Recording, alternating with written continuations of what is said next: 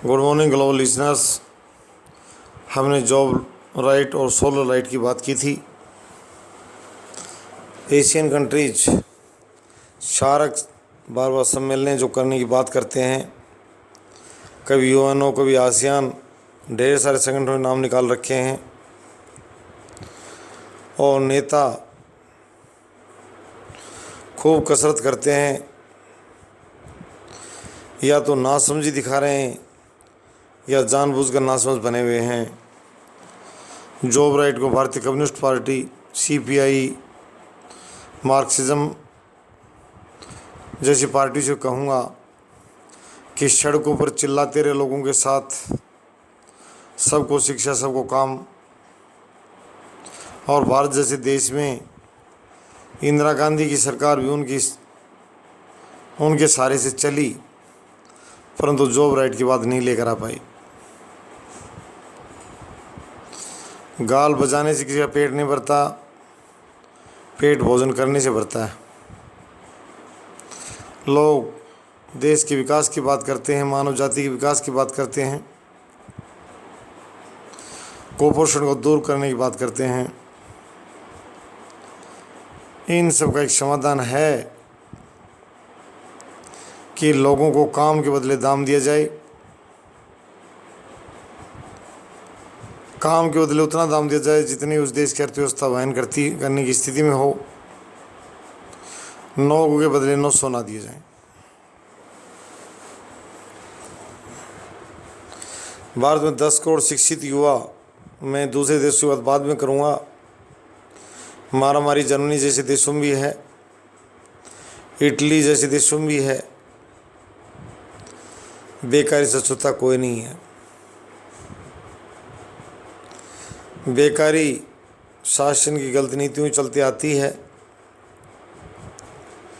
शासन जब कॉरपोरेट की गोदी में बैठ जाता है कि लोगों को मजबूर करूँगा, 9 में नहीं 2 में काम लूँगा, ये सारा झगड़ा 2, 9 और 900 का है।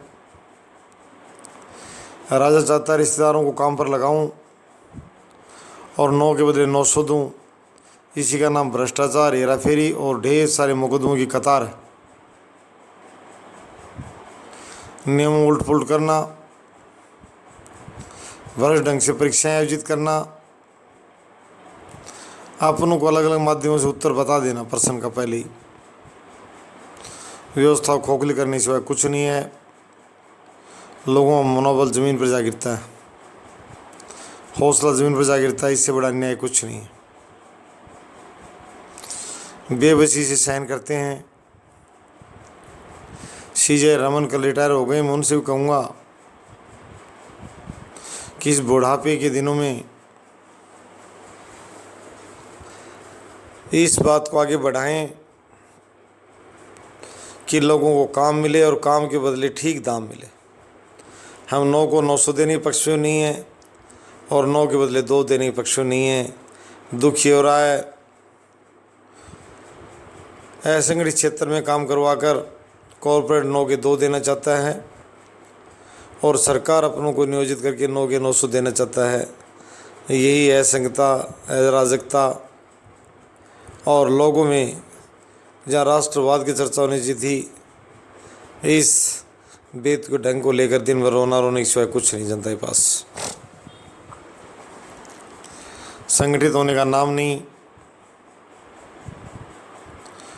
उनके बीच की सिपाही लोगों को इधर उधर करते रहते हैं, दिमागी सफाई करते रहते हैं। मैंने पहले कहा कि 10 करोड़ शिक्षित भारतीयों से, मैं पहले कहूँगा कि पूरी दुनिया के लिए मिसाल बने और भारत देश को महान बनाने में अपना हाथ आगे बढ़ाएंगे। जब वो शिक्षा, स्वास्थ्य, सुरक्षा, स्वच्छता और गरीबी जैसे कार्यक्रमों में वो नीचे उतरकर काम करेंगे तो भारत का सेवा क्षेत्र सबसे मजबूत होना चाहिए था, जबकि लड़खड़ा रहा। मैं सेवा क्षेत्र की बात कर रहा हूँ। कहाँ से आ गया प्रदूषण? पेड़ों की भरमार होनी चाहिए थी। सस्ते श्रमिक हैं यहाँ काम करने के लिए।